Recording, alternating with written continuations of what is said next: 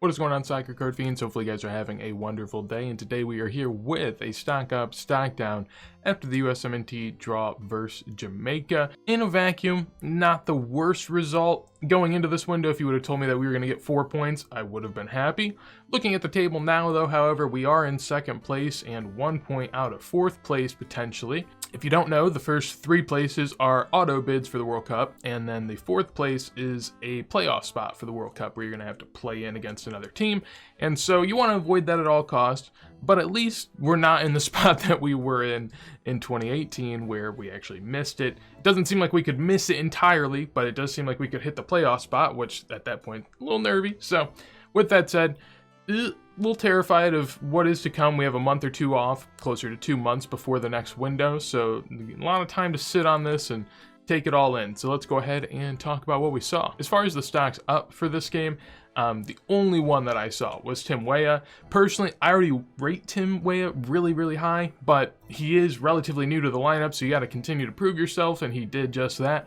Most of the attack flowed through him yet again this game, and in addition to that, the only goal also came by Tim Weah. So overall, very happy with it, especially when you compare him to the other 3 up top. I'll get into those guys a little bit more here in a second, but overall, he was the bright spot in our attack, and honestly, in the entire pitch. We didn't have too many shining lights that we could go to.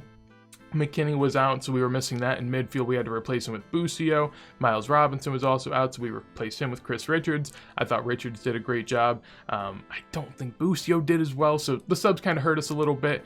Keep in mind that while we're not doing great during this window or the World Cup qualifiers in general, like we're not head and shoulders above anyone, we've also basically been without Pulisic and Reyna for most of the World Cup qualifiers. Like, Pulisic's been banged up, which honestly, you kind of expect it. And Gio Reyna's having a hamstring problem, which is really a detriment to our team, obviously. So hopefully going into next year, we get those guys back, and that would make the qualifying cycle a little bit easier. So now time for stock down. We're going to start up top because that's where all the fun is. I'm going to put Brenden Aaronson in there first. I thought this game was a great indicator as to why I don't really rate Brenden Aaronson that highly. I just don't think he's physical enough for a lot of these games, and maybe when you're playing on an amazing team and sort of a smaller league in Europe, then you can kind of overcome that and your physical detriment doesn't really appear because your team's dominating. But when you go and your team isn't dominating a game, how do you play into it? How do you feel out a game? And he really does just get little brother. Like, he's a smaller guy, so I get that, but at the end of the day, basically, the only thing he does really well that everyone praises him for is his endless pressure. He's relentless on ball. He's just, always in your face. But at the same time, that's something everyone can do. That's easy. Josh Sargent does that all the time, and people love to hate on Josh because he doesn't score too much. And Brenden does score a little bit for the U.S., so I get that. But if you see how much play runs through him and how well play runs through him, it's pretty poor, especially compared to Weah on the other end, where, as you saw against Mexico and Jamaica, basically everything was just funneling through him and he was creating attacks. Brenden Aaronson, I mean, I'm happy personally if he gets the ball and gets it to another teammate. That's a win for me. I don't even care what else goes on, but just to be able to see him link up play is happiness for me, and that shouldn't be the low bar that we set for these guys.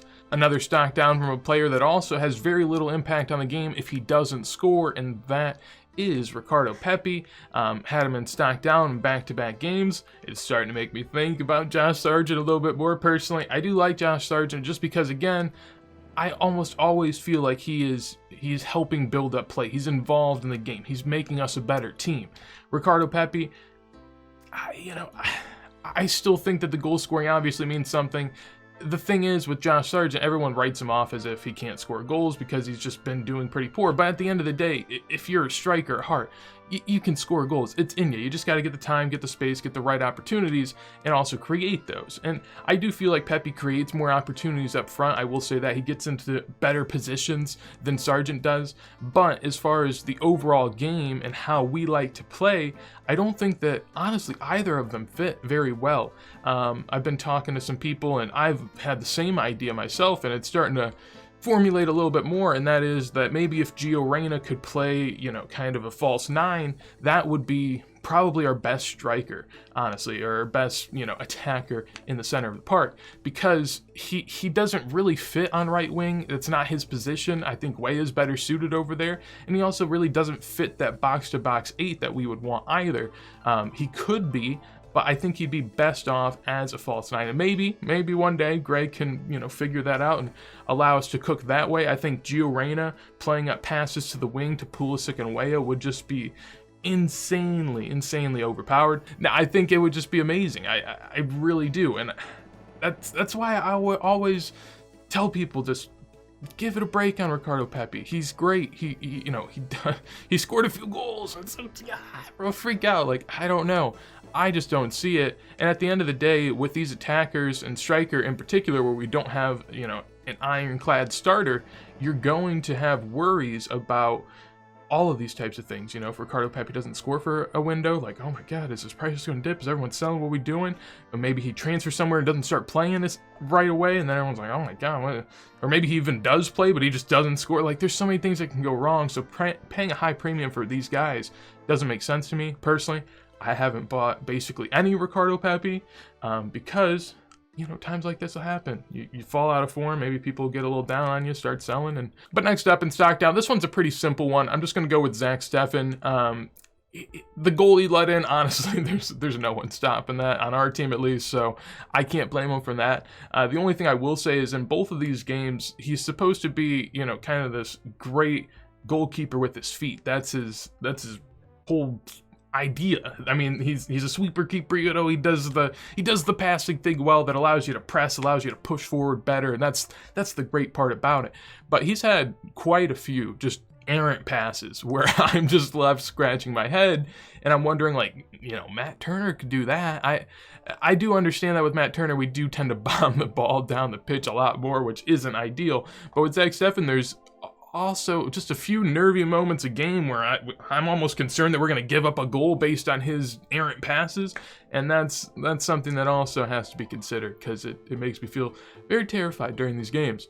Then next on stock down, we're just going all out stock down today. I'm going to put Gianluca Busio. Personally, I didn't really have his stock that high. Whenever he was in the Gold Cup during the summer, he didn't look that great, to be honest. So with that, I didn't have a ton of hope. However, since he's been on Venezia, everyone's been talking him up like he's just, absolutely ascended to another level. And I didn't see that today. He looked more comfortable than he did during the summer, but he definitely didn't boss the midfield or take control of McKennie's spot. There were a lot of people that were thinking maybe Busio would get a start during the first game, and maybe he's supplanted Yunus Musa.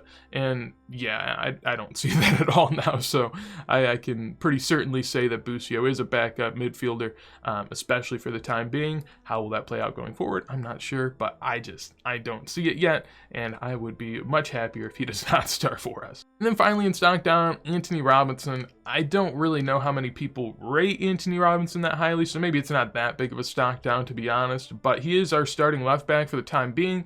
Joe Scally is a name on everyone's mind that could maybe, hop into that position, but A-Rob just, he didn't look great. He didn't look great, honestly, in both of these games.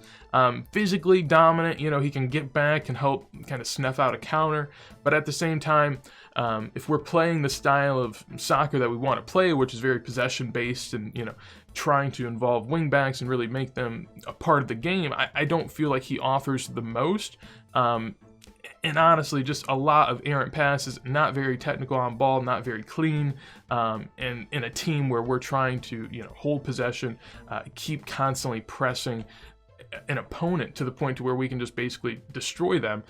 He doesn't really offer that. He's basically the weak spot that teams are going to try to pick out and exploit. And for me, obviously I'm not going to be happy with that. Hopefully it could get better over time, but just very loose in possession, I would say. And as a team that's starting a goalkeeper purely because of his possession skills, obviously we value possession very highly, and I'm not sure if he is that guy going forward for us. And yeah, that is it for stock up, stock down. I will say small stock up to Greg Berhalter.